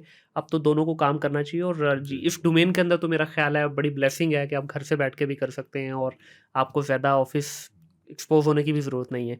अच्छा ओवरऑल अगर सनी भाई देखा जाए जितने भी इंटरनेशनल लेवल पे या इवन पाकिस्तान के भी जो अच्छे इंस्टीट्यूशंस हैं, उनके अंदर जितने फैकल्टी होती है, टीचर्स हैं या ट्रेनर्स हैं वो बड़े कॉम्पिटेंट और हाईली स्किल्ड और एक्सपीरियंस्ड लोग होते हैं। इसी का अगर मैं शुरू की जर्नी देखूँ या अभी भी इनफैक्ट कुछ अर्सा पहले तक, अभी रिसेंट मुझे नहीं पता क्योंकि मैंने किसी बैच में देखा नहीं है। जितने हमारे ट्रेनर्स हैं वो बहुत ज़्यादा कोई मैच्योर नहीं है, जो शुरू में हम बात कर रहे थे, और उनकी एज भी कम है अभी। खुद बच्चे का एक्सपीरियंस भी उस लेवल का नहीं है। इसको किस तरह देखते हैं? जब आपने अपनी कोर टीम तो बड़ी कर ली बाबों की, क्या इसके ऊपर भी कुछ फोकस कर रहे हैं थोड़ा? इंडस्ट्री जब नई-नई स्टार्ट हुई थी तो जितने भी ट्रेनर्स हैं या इंडस्ट्री के जो प्लेयर्स हैं वो सारे कहाँ से आए हैं? पूरे पाकिस्तान की एजेंसियों को उठा के देख लें, ट्रेनिंग कंपनियों को उठा के देख लें, तो सारे मेरे स्टूडेंट्स मिलेंगे आपको। जी, ऐसे ही है। तो वो सबने सीखा, सबने लर्न किया और सबने इवॉल्व किया। तो इसी तरीके से जब ईसी के अंदर जब शुरू में ट्रेनर्स आए हैं, तो उनको सिस्टम में प्लग किया गया। हुँ, अगेन आपके पास 2 ऑप्शंस हैं। एक कॉम्पिटेंट ट्रेनर को आप कहते हैं कि आप ये टीच करें। जी, दूसरा ऑप्शन ये होता है कि एक ट्रेनर एक सब्जेक्ट के अंदर कॉम्पिटेंट है लेकिन बाकी सब्जेक्ट्स में हो सकता है कॉम्पिटेंट ना हो। बिल्कुल, तो इसी के अंदर चूँकि जर्नी फ़ोकस्ड हम लोग प्रोग्राम चलाते हैं या पाथवे हमारा 12 महीने का होता है। तो डिफरेंट लोग डिफरेंट सेगमेंट्स में काम करते हैं और उन सेगमेंट्स में स्पेशलिटी बिल्ड कर लेते हैं अपनी। जी, तो हम अगर ट्रेनर को लाते हैं तो पहले वो 6 महीने, साल में अपनी स्पेशलिटी बिल्ड करता है उस सब्जेक्ट डोमेन के अंदर, सीनियर ट्रेनर्स के अंदर वो काम करता है। सही, इसी में इस वक़्त हैं रफ़ली 85 ट्रेनर्स होंगे। सही। अब वो 85 ट्रेनर्स लोगों को नज़र नहीं आ रहे क्योंकि वो हर डिपार्टमेंट में मसरूफ़ हैं, हुँ, अपने-अपने ग्रुप्स में मसरूफ़ हैं, अपनी-अपनी जर्नी के डिफरेंट सेगमेंट्स में मसरूफ़ हैं। और इसमें एक अच्छी मेजॉरिटी है जो सीनियर्स हो चुके हैं और नए ट्रेनर्स आते रहेंगे, इंटर्न्स आते रहेंगे और वो अपना करियर लैडर क्रॉस करते रहेंगे। बिल्कुल। तो एक जब इंटर्न स्टार्ट करता है तो वो जूनियर लेवल से स्टार्ट करता है, तो वो करियर में ग्रो करता है। तो उसको कोई ना कोई तो सुपरवाइज़ कर रहा है, हाँ, डेफ़िनिटली। उससे ऊपर भी कोई सुपरवाइज़ कर रहा है, हुँ, उससे ऊपर डिपार्टमेंट का बॉस भी उसको सुपरवाइज़ कर रहा है। तो कॉम्पिटेंसी जो है वो वक़्त के साथ बिल्ड हो जाती है, सही। अपनी डोमेन के अंदर, सुपरविज़न के अंदर। हुँ, तो हम लोग उसको ज़्यादा फ़ोकस करते हैं, बजाए ये कि मैं एक ट्रेनर को बोलूँ कि आपने सारी चीज़ें पढ़ानी है। हुँ, मुझे पता है यहाँ फेलियर रेट बढ़ जाएगा। बिल्कुल ऐसे ही है। एक शख्स पूरी जर्नी का एक्सपर्ट हो ही नहीं सकता। कॉम्प्लेक्स डोमेन है वैसे जी, भी, जी। और एक शख्स किस तरह कर लेगा जी, जी, उसको। बिल्कुल। अच्छा, वीबीसी के अंदर हम देखें, स्टार्ट हमने वही 3-4 कोर्सेज़ से किया, उसके बाद अभी 150 प्लस कोर्सेज़ आ गए। क्या इस वक़्त ईसी एज़ ए ऑर्गनाइज़ेशन किसी ऐसे बड़े कोर्स की तरफ या बड़े मॉड्यूल की तरफ देख रही है जिसमें हाई टिकट वैल्यू हो? जिस तरह अमेज़न तो ठीक है, अब हो गया, पूरा पाकिस्तान इसको करवाना शुरू हो गया। क्या इसी के कोई रोड मैप में ऐसा नया कोर्स है या कोई ऐसी नया स्किल या डोमेन ऐसी है जिसमें हाई टिकट वैल्यू पे हम जाएँ, जहाँ पे हम $100 $150 पर आवर के ऊपर अपना रिसोर्स तैयार करें? इस पे काम हो रहा है कुछ? मैंने बच्चों को बहुत क्लियर गाइडलाइंस दी हैं कि जो अच्छे बच्चे होते हैं, क्योंकि मेरी डेफिनेशन में अच्छे बच्चे और गंदे बच्चे 2 डिफरेंट प्रोफाइल्स हैं जी। और दोनों का काम करने का तरीका अलग है।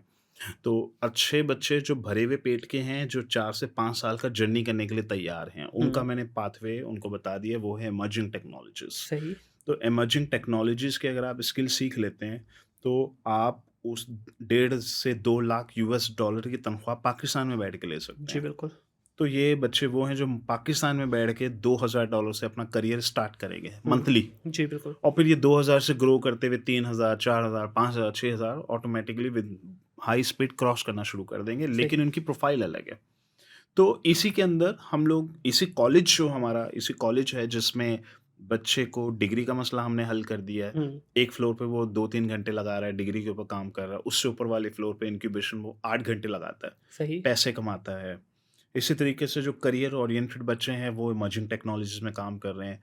मैंने ओवरऑल मेरा विज़न ये है कि 2023 में अगले साल के दिसंबर तक मुझे अमेज़न ओनली स्किल पूरे इंक्यूबेशन सिस्टम में 33% से ज़्यादा नहीं चाहिए। सही। 66% नॉन अमेज़न स्किल्स होने चाहिए। ये बनेगा सस्टेनेबल बिज़नेस मॉडल। ठीक है। पूरी की पूरी कॉम को अमेज़न पे हमने नहीं चढ़ाना। सही। तो मैंने स्ट्रिक्टली प्रोफाइलिंग की बेस पे बच्चों का करियर डिसाइड करना है। ये प्रोफ़ाइल का बच्चा ये काम करेगा, इस प्रोफ़ाइल का बच्चा ये काम करेगा। हुँ, हमारा सक्सेस रेट क्यों हाई है? इसी वजह से हाई है। हमने बच्चों की प्रोफ़ाइलिंग कर दी और सबको हमने अमेज़न पे नहीं चढ़ाया, हमने डिवाइड करना शुरू किया ट्रैफ़िक को। डिफरेंट बच्चों को डिफरेंट स्किल्स पे चढ़ाना शुरू किया, उनको स्ट्रैटेजीज़ बता दी कि आपने क्या काम कैसे करना है। तो ये मेरे फ्यूचर प्लान्स हैं। सर ये तो आपने एक गाइडलाइन दे दी जो कि आप हमेशा करते हैं।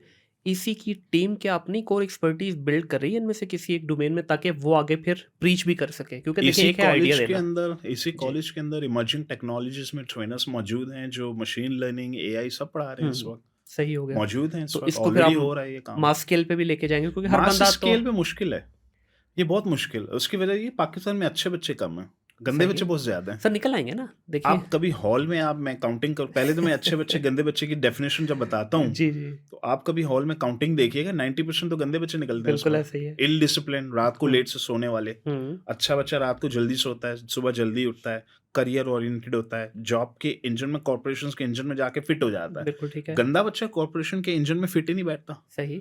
तो अच्छे बच्चों को मैं कहता हूँ, आपने इमर्जिंग टेक्नोलॉजीज़ में जाना है, अगर पेट भरा हुआ है, हुँ, अगर पेट भरा हुआ है तो। जी, तो ये बच्चे निकलेंगे कितने? 100 में से 5। सही। बस यही हैं जिनको इमर्जिंग टेक्नोलॉजीज़ में चढ़ा रहा हूँ। बाकियों को मैं इसलिए नहीं चढ़ा रहा कि मुझे पता है कि इनके लिए बहुत मुश्किल है। अच्छा, जो इसी कॉलेज है हमारा, उसमें किस ग्रेड से किस ग्रेड तक अभी इस वक़्त हम लोग ऑथराइज़ हैं? मैट्रिक के बाद बच्चा इंटरनेशनल फाउंडेशन ईयर कर सकता है। ठीक है, इंटरनेशनल फाउंडेशन के बाद एचएनसी, एचएनडी करेगा 2 साल। ठीक है, उसके बाद तीसरा साल अंडरग्रेड यूके में कर ले या पाकिस्तान में कर ले। सही।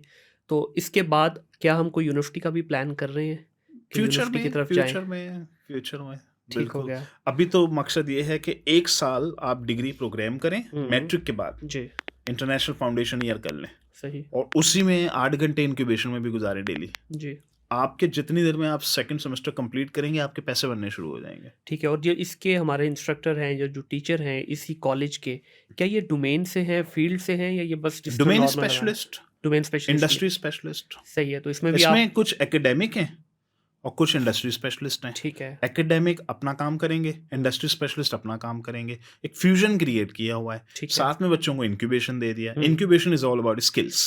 बिल्कुल ऐसे ही है। तो अब आ गई फ्यूचर लर्निंग, फ्यूचर टेक्नोलॉजीज़, आज का स्किल जो मनी मेकिंग स्किल है हुँ, और एकेडेमिया। तो ठीक तीनों है। का फ्यूजन क्रिएट कर दिया इसी कॉलेज के अंदर तो हमने। इसमें भी आप, क्योंकि अभी ज़ाहिर है हमारी इंडस्ट्री मैच्योर हो चुकी है काफ़ी हद तक, तो इसमें भी कुछ बाबे इंडक्ट करने की कोशिश की आपने, या इसमें अभी भी बस चल रहा है वो R&D नहीं, वाला? इसी कॉलेज बच्चे नहीं चलाते अच्छा, हैं। इसमें सारे टोटल बाबे बाबे हैं चलाते सारे, हैं। जी, जी, ठीक है, बिल्कुल ऐसा है। सही है। और इसके अलावा सनी भाई, जब हम बात करते हैं कि बच्चे आगे जाके डेफ़िनेटली कुछ पाकिस्तान से काम करेंगे, कुछ बाहर जाके, तो ये जो हमारी कोई कोलैबोरेशन हुई हुई है इसी की किसी इंस्टीट्यूशन के साथ या गवर्नमेंट लेवल पे ये वायदा यूनिवर्सिटी है? के साथ कौन-सी यूनिवर्सिटी है? देखें यहाँ पे अभी हमारी कोलैबोरेशन हुई पियर्सन और एलआरएन के साथ। ठीक तो है, ये यूके की लर्निंग बॉडीज़ हैं सही, जो सर्टिफिकेशन इशू करती हैं बच्चों को। तो एचएनसी और एचएनडी पियर्सन का प्रोग्राम है ओके, और जो पहला साल जो बच्चे मैट्रिक के बाद इंटरनेशनल फाउंडेशन ईयर करना चाहते हैं, उसकी सर्टिफिकेशन इन्हें एलआरएन से मिलती है। ओके, तो ये हो गए 2 प्रोग्राम्स। उसके बाद यूके की यूनिवर्सिटी जिसके साथ अभी हम काम कर रहे हैं, जो मैं हुँ, अभी डिस्क्लोज़ नहीं करूँगा, जी, जी, ठीक है। लेकिन वो फिर अंडरग्रेड या तो वहाँ से कर लें या यहाँ से कर लें, दोनों ठीक है। ऑप्शंस हैं तो बच्चों के इसमें पास। अभी पाकिस्तान में किसी भी गवर्नमेंट बॉडी के साथ हमारा कोई, एचईसी से अप्रूव्ड हैं ये सारे प्रोग्राम्स अच्छा, लेकिन हमारे। एचईसी इसमें कोई हेल्प कर रही है आउट ऑफ द वे जाके, जस्ट टू एचईसी का काम ये होता है कि इक्विवेलेंसी प्रोवाइड करना। ठीक है, तो हमारा बच्चा जो एचईसी की इक्विवेलेंसी ले लेता है, वो पाकिस्तानी यूनिवर्सिटी में प्लग इन हो सकता है जब भी वो चाहे। ठीक है। अगर एचईसी की अप्रूवल ना होती, तो वो पाकिस्तानी यूनिवर्सिटी के साथ प्लग इन नहीं हो पाएगा, इक्विवेलेंसी नहीं इक्विवेलेंसी मिलेगी, ना होने की बिल्कुल वजह। सही बस है। एचईसी का ये फंक्शन है हुँ, कि वो रेगुलेट करता है इस चीज़ को। ठीक हो गया। और इसमें आगे जाके फर्दर इसकी एक्सपेंशन भी है, अभी तो चंद एक कोर्सेज़ ही करवाए जा रहे हैं आपकी तरफ से। अब 2 ट्रैक्स हैं इस वक़्त, एक तो कंप्यूटिंग का है और जी, एक बिज़नेस एडमिनिस्ट्रेशन का है। इसके बाद लॉ, अकाउंटिंग, फैशन डिज़ाइनिंग, सारे ट्रैक्स अगले साल से ऑन हो रहे ठीक हैं। है। अच्छा, जब ये सारे ट्रैक आप डिफरेंट, क्योंकि ये अपने आप में लॉ की बात करें, वो अपने आप में कॉम्प्लेक्स डोमेन जी, है, जी, तो बिल्कुल। उसके साथ भी जो बच्चों को आप लर्निंग की बात करते हैं, अर्निंग की बात करते हैं, तो क्या वो ये अमेज़न और बाकी सारी चीज़ों से होगी या ये उनकी अपनी बच्चे कोर डोमेन में? चूज़ कर सकेंगे कि ये इंक्यूबेशन में आना चाहते हैं या नहीं आना चाहते हैं। हुँ, ये चूज़ कर सकें, इनके पास चॉइस होगी। ठीक है, उनको फैसिलिटेट कर दिया गया है कि देखें ये कॉलेज है, जो स्किल्स के साथ आपका फ्यूज़न क्रिएट करके दे रहा है। ठीक है। आपने इंक्यूबेशन से पैसे कमाने हैं, तो आप आ जाएँ, इस पैकेज में आ जाएँ आप। जी, अगर कुछ बच्चे कहते हैं कि नहीं हम इंक्यूबेशन नहीं जॉइन करना चाहते, तो ठीक है वो सिर्फ़ कॉलेज वाला पाथ कंटिन्यू करें। सही हो गया। अच्छा, अब आते हैं थोड़ा इंक्यूबेशन की तरफ। ये भी आपकी एक फैंटेसीज़ में से था, आपका जो पहला लाहौर का जो बना, उसमें डेफ़िनेटली मैं भी आपके साथ ऑन ग्राउंड काम करता रहा हूँ। आपकी सर इसमें जो शुरू का था मॉडल कि भाई ठीक है, बस एक इंक्यूबेटर बना दो और उसके अंदर कुछ लोग आ जाएँगे, वो चलना शुरू हो जाएगा। फिर ऑल ऑफ द सडन आप 1 से 16 पे चले गए। फिर उसमें भी आपने बहुत सारी चीज़ें चेंज करवाई, नहीं जी मुझे इस तरह का चाहिए, बड़ा चाहिए, फैंसी चाहिए। ये सारी चीज़ें जब आप कर रहे थे, अब इसके अंदर डेफ़िनेटली कहीं न कहीं आपका कोई इकोनॉमिक वो भी तो था कि प्रॉफ़िटेबल भी होना है इस मॉडल को, उसके ऊपर इस वक़्त क्या प्रोग्रेस है हमारी? देखिए, बिज़नेस प्रॉफ़िटेबल ही होना चाहिए। अगर जी, बिज़नेस प्रॉफ़िटेबल नहीं तो आपकी प्रोडक्ट क्वालिटी की नहीं होगी। बिल्कुल। प्रॉफ़िटेबल होगी तो आप डिलीवरी क्वालिटी की करेंगे, हुँ, प्रॉफ़िटेबल नहीं होगी तो डिलीवरी क्वालिटी की नहीं होगी। सही। अगर प्रॉफ़िटेबल नहीं है और डिलीवरी क्वालिटी की नहीं है तो बर्न रेट हाई हो जाता है हुँ, आपका। इसका मतलब जेब से पैसे लग रहे हैं आपके। जी। तो जब मैंने इंक्यूबेशन पाकिस्तान में स्टार्ट किया तो पाकिस्तान में पहली बार ऐसा कोई कॉन्सेप्ट आया था बिल्कुल, ई-बिज़नेस इंक्यूबेशन का, क्योंकि ये स्टार्टअप इंक्यूबेशन तो है नहीं ये जी। ई-बिज़नेस इंक्यूबेशन है। तो लोगों का ट्रस्ट बिल्ड करने में काफ़ी टाइम लग गया। तो अब इस वक़्त सिचुएशन ये है कि ना लाहौर में बैठने की जगह है, ना हुँ, कराची में बैठने की जगह है इस वक़्त। तो अब इंक्यूबेशंस फुल कैपेसिटी पे चलने शुरू हो गए हैं। सही, तो अब ये पहले प्रॉफ़िटेबल ऐसा होना शुरू हुए हैं? प्रॉफ़िटेबल तो शायद अभी भी ना हो। हुँ, अभी भी जेब से ही लग रहे होंगे अगर फाइनल अकाउंटिंग की जाए उसकी। हुँ, उसकी वजह ये है कि छोटे शहरों के इंक्यूबेशन अभी फुल नहीं है और वहाँ पे लोकल ट्रेनिंग के कुछ इश्यूज़ हैं जो मैं इस वक़्त रिज़ॉल्व कर रहा हूँ। तो वो अभी प्रॉफ़िटेबल नहीं है। इनफैक्ट यही मेरा अगला सवाल भी था कि आपने बड़े शहर प्लस छोटे सारे कवर किए। अब बड़ों में तो ठीक है एक वॉल्यूम है, लोग भी आते हैं आउट ऑफ कह लें एक फ़ैसिनेशन भी लोग आके 6 महीने लगा लेते हैं क्योंकि उनको स्किल चाहिए। छोटे वाले जो सेंटर्स हैं, रहीम यार खान हो गया और जो छोटे शहरों में बनाए, इनको किस तरह से करें? क्योंकि वहाँ की तो पॉपुलेशन पहले ही बहुत कम है और उसके साथ-साथ वहाँ पे लोकल भी तो लोग काम कर रहे हैं। इसको किस तरह से आप अभी देख रहे हैं? वहाँ पे लोग आ रहे हैं वक़्त के साथ ग्रो करेंगे तो उसमें हुँ, टाइम लगेगा। उसमें मेरे कुछ प्लान्स हैं जो मैं अभी इंट्रोड्यूस करूँगा वहाँ पे तो उससे मेन चीज़ है कि प्रोडक्ट की क्वालिटी, वर्ड ऑफ माउथ और फिर नंबर्स का इंक्रीज़ होना हुँ। वो सब हो रहा है। अभी प्रोसेस में है तो थोड़ा-सा टाइम लगेगा लेकिन हो जाएगा। ये बड़े प्रोजेक्ट्स हैं। हाँ, ऐसे ही ये है। 1-1 2-2 साल लॉस में जाते हैं फिर के जाके प्रॉफ़िटेबल लेकिन ये होते हैं। 1-1, 2-2 साल लॉस सनी अली तो बर्दाश्त कर लेगा और सनी अली एक ट्रेंड सेटर भी हैं। इस वक़्त सर रेस लग गई है। हर बंदा आ रहा है, जो थोड़ा-सा इन्फ्लुएंस रखता है, अच्छी वो बात है। इन्क्यूबेशन की तरफ आ रहा है। बहुत अच्छी बात तो है। इससे मैं ये समझता हूँ कि जो बच्चा जो भी हम ऑफ कैमरा बात कर रहे थे, जो बच्चा इस वक़्त डिप्रेशन में है ना, कम से कम घर से निकलेगा, कुछ तो जी। उसको अपॉर्च्युनिटी मिलेगी। जी, जी, बिल्कुल, तो इससे बिल्कुल। ठीक है, एक वो फाइनेंशियल एक्टिविटी तो हर हुँ, एक का अपना-अपना मॉडल है, लेकिन ओवरऑल एक यूथ को फ़ायदा है, एक कंट्री को बिल्कुल। ओवरऑल फ़ायदा होगा इससे मैंने लास्ट में। जब इंक्यूबेशन पहली बार लॉन्च किया तो मैंने बड़ा क्लियर बोला था कि ये पहला और आखिरी इंक्यूबेशन नहीं है, अब इसके बाद लाइन लगेगी। बिल्कुल ऐसे ही अब है। इसके बाद इंक्यूबेशन सेंटर आपस में कम्पीट करेंगे। हुँ। उसके बाद एक ज़माना आएगा जब बच्चों की शादियाँ होंगी, तो लड़की वाले लड़के वालों से पूछेंगे कि हमारी बेटी फलाँ इंक्यूबेटर से है, आपका बेटा कौन से इंक्यूबेटर से है? ये फ्यूचर आने सर वाला इतना है। एक्सट्रीम ना लेके जाए इसको, जी, जी, बच्चे जी। पूछेंगे भी नहीं पेरेंट्स से फिर। अच्छा, इसके अंदर आप इन्वेस्टर्स को बड़ा लाइक करते हैं और डेफ़िनेटली किसी भी बिज़नेस का जो बैकबोन है वो इन्वेस्टर्स ही होते हैं। आपने एक बड़ा डिफरेंट कॉन्सेप्ट दिया इस कम्युनिटी के अंदर कि आप जितने ओवरसीज़ पाकिस्तानी हैं, जो कि टू सम एक्सटेंट इस लोकल कम्युनिटी से कटे हुए थे। आप खुद भी 17 साल के बाद पाकिस्तान वापस आए जब आप गए यहाँ से, तो डेफ़िनेटली जब आप इतना साल बाहर रहते हैं, आपको लोकल एनवायरनमेंट के बारे में ज़्यादा नहीं पता होता और आपका ख़ास तौर पे when it comes to investment आपका ट्रस्ट बिल्ड नहीं होता। आपने ऑल अराउंड द ग्लोब गए, लोगों को कन्विंस किया और लाके बच्चों के ऊपर यहाँ पे इन्वेस्टमेंट कराई, बच्चों ने कुछ ने अच्छा काम भी किया, कुछ ने नहीं, वो हमेशा होता है। अब क्या आपका कोई ऐसा रोड मैप है, बल्कि ये मेरी सजेशन है कि अब इसको रिवर्स कर लें सर। जहाँ आपने इंटरनेशनल इन्वेस्टर्स को लोकल लेके आए, अब लोकल इन्वेस्टर्स को इंटरनेशनल में लेके जाएँ। जिस तरह उस दिन हमारी बात हो रही थी, आपने खुद भी थोड़ा एक्सप्लोर किया और आप भी थोड़ा पाकिस्तान से अब डिफरेंट जगहों पे इन्वेस्टमेंट्स की। तो क्या कुछ इसमें आप करना चाहेंगे इस तरह की कोई चीज़ या कोई ऑलरेडी आपके माइंड में चल रहा है कि यहाँ के लोकल इन्वेस्टर्स को पकड़ें, इंटरनेशनल मॉडल्स के अंदर प्लग इन करें, वहाँ ट्रस्ट भी लोगों का बेहतर से बिल्ड होगा, प्रोसेस भी ज़्यादा अच्छे हैं और जो ओवरऑल बिज़नेस का जिसको हम कहते हैं ना कि सक्सेस रेशियो वो भी इस कंट्री की निस्बत वहाँ बेहतर है। तो इस पे कुछ आपको लगता है कि हो सकता है? ओवरसीज़ पाकिस्तानी और पाकिस्तानी बच्चा ये एक अच्छा कॉम्बिनेशन है और जी। इस अच्छा कॉम्बिनेशन बनने की वजह ये है कि ओवरसीज़ पाकिस्तानी बिज़ी हैं। उनके घंटे महँगे हैं, उनके घंटे सस्ते नहीं होते। उन्होंने सारा दिन जॉब करनी होती है, ट्रेन में सफ़र करना होता है, तो उनके पास घंटे हमेशा लिमिटेड होते हैं और घंटे महँगे भी होते हैं। तो उन्हें मैंने एजुकेट किया है कि आप बच्चे के घंटे खरीदें, पाकिस्तानी बच्चे के घंटे सस्ते होते हैं। हुँ, तो पाकिस्तानी बच्चे को मिल रही है मनी की लेवरेज क्योंकि ओवरसीज़ पाकिस्तानी 70% इन्वेस्ट करता है। पाकिस्तानी बच्चा 30% इन्वेस्ट करता है। तो पाकिस्तानी बच्चे को 20% की बैठे-बिठाए मनी लेवरेज मिल जाती है। सही। ओवरसीज़ पाकिस्तानी को टाइम की लेवरेज मिल जाती है। तो ये एक अच्छा कॉम्बिनेशन है। पाकिस्तानी इन्वेस्टर को भी पाकिस्तानी बच्चे के साथ ही पार्टनरशिप सूट करती है। बाहर के बच्चों के घंटे भी महँगे होते हैं, क्योंकि बाहर का बच्चा केएफसी में काम करेगा, वो $15 घंटा ले लेगा। नहीं सर, मैं तो यहाँ पे बात कर रहा हूँ बिज़नेस की। फॉर एग्ज़ाम्पल आप बाहर किसी एक ऐसे बिज़नेसमैन से मिलते हैं जो कि एक्सपैंड करना चाह रहा है, वो क्या करेगा? बैंक के पास जाएगा। ऑन द अदर हैंड आप उसको कह रहे हैं जी ये पाकिस्तान से एक इन्वेस्टर है, ये आपके साथ इन्वेस्टमेंट करने के लिए तैयार है, आपको किसी बैंक का दरवाज़ा नहीं, नॉक मैं करने की ये ज़रूरत वाली नहीं है। लायबिलिटी नहीं लेना नहीं, चाहता। आप नहीं लेंगे, लेकिन एक इसको एक्टिविटी की जा सकती है इसमें, क्योंकि जिस तरह आई आपने डोंट खुद नो। नॉर्वे वाला किया, अगर आप डिस्कस करना चाहें वो भी, तो बड़ा फैसिनेटिंग प्रोजेक्ट है और वो आपके तो स्टार्टअप है। इसी तरह के ना। मेरे तो काफ़ी सारे स्टार्टअप में पैसे लगे हुए हैं, हुँ, और बहुत सारे स्टार्टअप मेरे डूब गए हैं, और वो कुछ स्टार्टअप मेरे चल भी रहे हैं, वो तो स्टार्टअप है। स्टार्टअप में तो कोई भी किसी भी इंक्यूबेशन सेंटर में, स्टार्टअप इंक्यूबेशन में जाके आप कोई उठाएं और इन्वेस्टमेंट कर दें।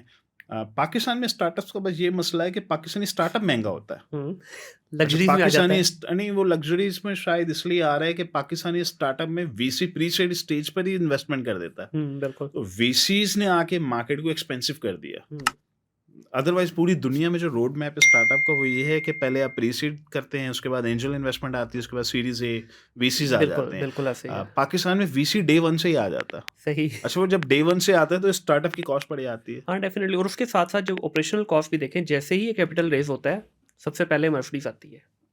तो वो भी एक मेजर रीज़न बना है अभी पिछले कुछ वो 6-8 बच्चों की महीने में। मेच्योरिटी के इश्यूज हैं पाकिस्तान में। बिल्कुल। मेच्योरिटी के इश्यूज हैं, वो एक अलग मसला है। हुँ, वो ऑन टॉप है।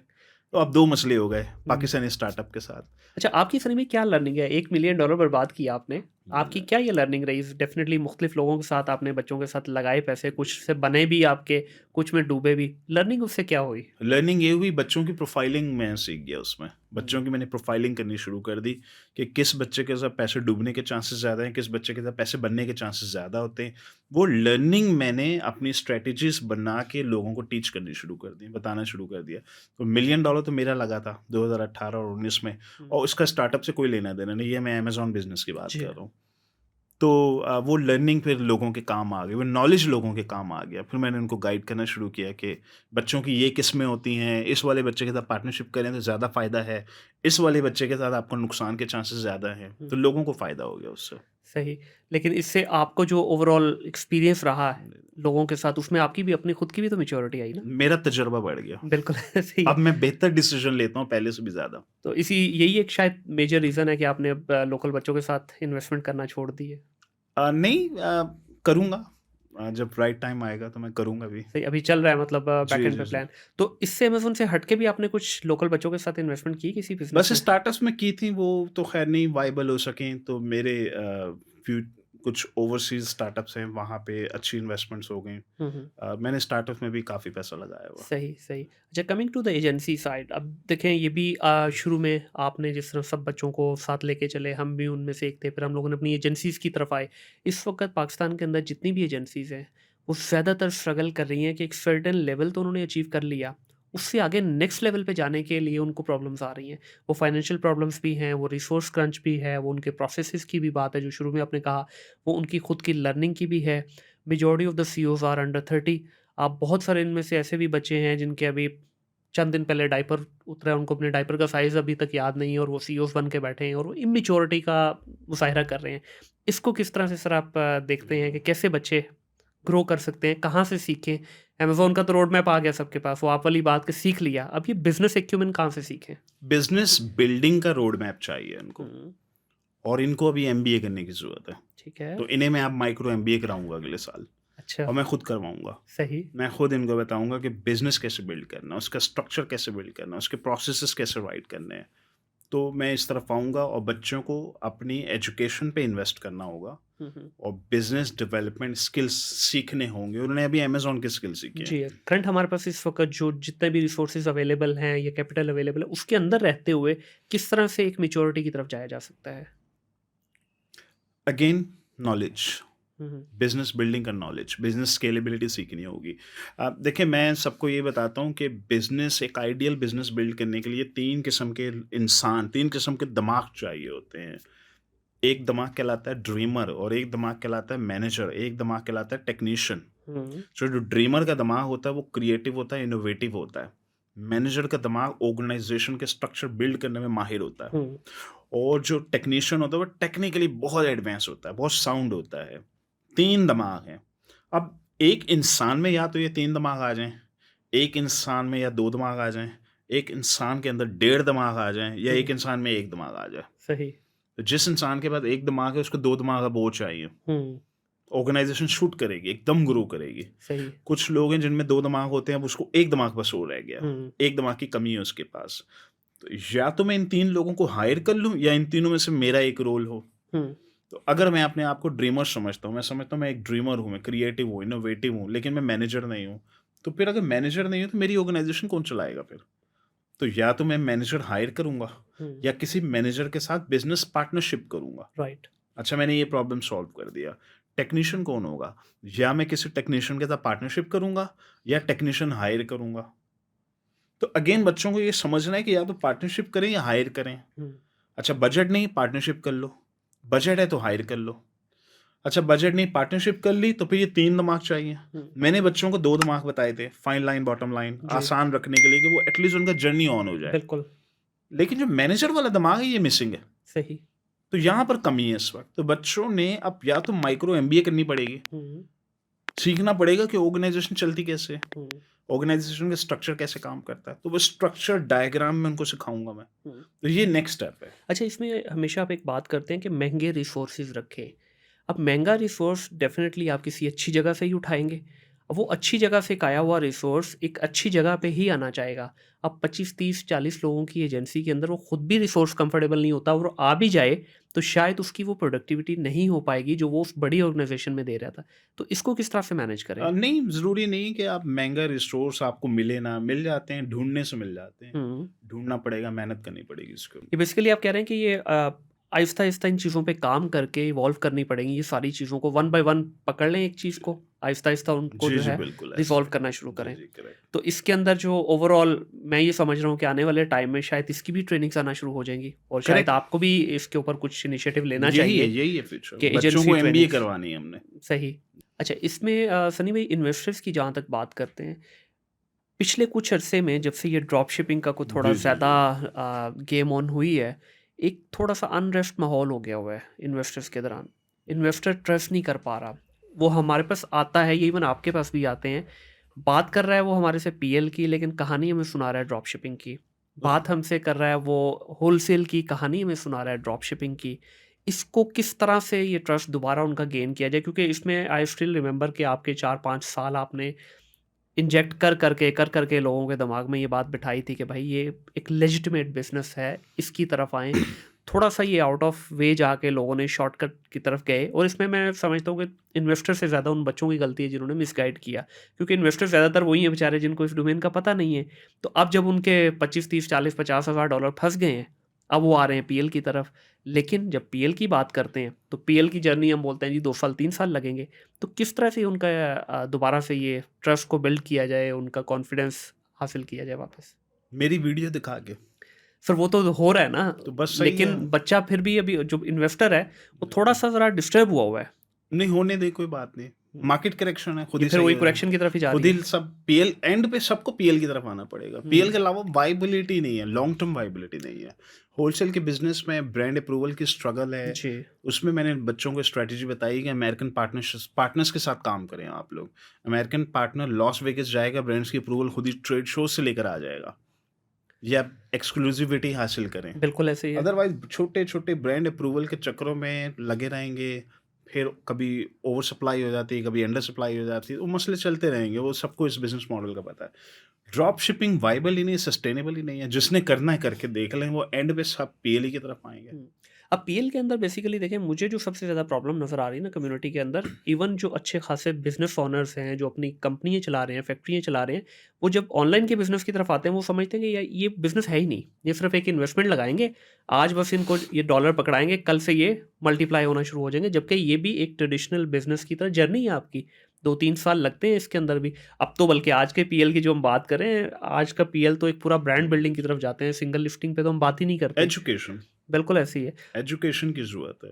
ओवरऑल अच्छा इंटरनेशनल मार्केट के अंदर भी ये देख रहे हैं आप ये ऐसे ही ट्रेंड? है हर जगह, एजुकेशन के बगैर तो वायबिलिटी नहीं है, जर्नी की एक्सपेक्टेशन राइट होनी चाहिए लोगों की। अच्छा फनी भाई, अभी आप अगले 3 से 5 साल के अंदर इसी को कहाँ पे देख रहे हैं? अम, इसी जो है ग्रो करेगी, नंबर ऑफ प्रोडक्ट्स इंक्रीज हो जाएंगे इसके अंदर, ग्रोथ मोड में है, यूनिवर्सिटी के स्टेटस पे लेके जाना है, इवेंचुअली गोल यही है। तो एजुकेशन पे काम करना है, एजुकेशन के अंदर इम्प्रूवमेंट्स लानी है, इनोवेशन एवोल्यूशन खुद ब खुद आती रहेंगी वक्त के हुँ, साथ। हुँ, हुँ। Before we end, last question sir, ये मैं अपने हर गेस्ट से पूछता हूँ। How do you see Pakistan in 2025 from digital perspective? Financially economically तो मुझे नहीं अच्छे हालात लग रहे, हुँ, क्योंकि मैं एज अ इंडिविजुअल लोन लेता रहूँगा, रीफाइनेंस कराता रहूँगा, तो एक वक्त आएगा मैं खुद ही बैंकरप्ट हो जाऊँगा। बिल्कुल। तो मैं उस पे तो ज़्यादा कमेंट नहीं करना चाहूँगा। जी। लेकिन बच्चों की जो कैपेसिटी बिल्डिंग की अगर मैं बात करें, हाँ, वहाँ पे काफ़ी फ्यूचर अच्छा है बच्चों का। बच्चे ऑनलाइन अर्निंग की तरफ आ रहे हैं, और सारे पाकिस्तान को अमेज़न पे नहीं चढ़ाना, बल्कि हंड्रेड्स ऑफ स्किल्स की कमी तो है नहीं। बिल्कुल।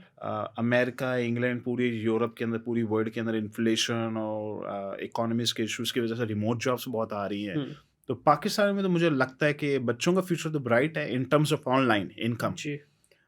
लेकिन पाकिस्तान के इट्सेल्फ इकोनॉमिक इश्यूज़ जो हैं वो चैलेंजिंग लग रहे हैं मुझे हाँ, वो काफ़ी। तो डेफ़िनेटली जिस तरह जी, अभी हमारी अनस्टेबल इस वक़्त गवर्नमेंट के जी, हालात चल रहे हैं। जी, तो लेट्स होप एटलीस्ट जो यंग जी, बच्चा अगर उठ गया ना सर, क्योंकि 60% से ज़्यादा हमारी यूथ है। अगर जी, ये बच्चे का सर फ़ख्र से बुलंद रहेगा, पैसा अच्छा कमाएगा, तो मेरा ख़्याल है बाकी चीज़ें भी इंशाल्लाह जी, with the passage of time सही हो जाएँगी। सनी भाई, बहुत शुक्रिया आपका टाइम निकालने के लिए। आई होप कि ये हमारे सुनने वालों के लिए एक अच्छी पॉडकास्ट होगी। मैंने कोशिश की कि आपसे वो सवाल पूछे जाएँ जी, जो अभी तक ज़्यादा आपने बात नहीं की हुई। तो आई होप कि लोगों को पसंद आएगी। आप लोगों का बहुत शुक्रिया जी। इस पॉडकास्ट को ज़रूर देखिएगा, ज़्यादा से ज़्यादा शेयर कीजिएगा, चैनल को सब्सक्राइब भी कीजिएगा और बेल आइकन पे ज़रूर क्लिक कीजिएगा ताकि आने वाली तमाम वीडियोज़ टाइमली आप तक पहुँच सके। अपना ख़्याल रखिएगा, अपने इर्द-गिर्द के माहौल को साफ़ रखिएगा। टिल देन, अल्लाह हाफ़िज़।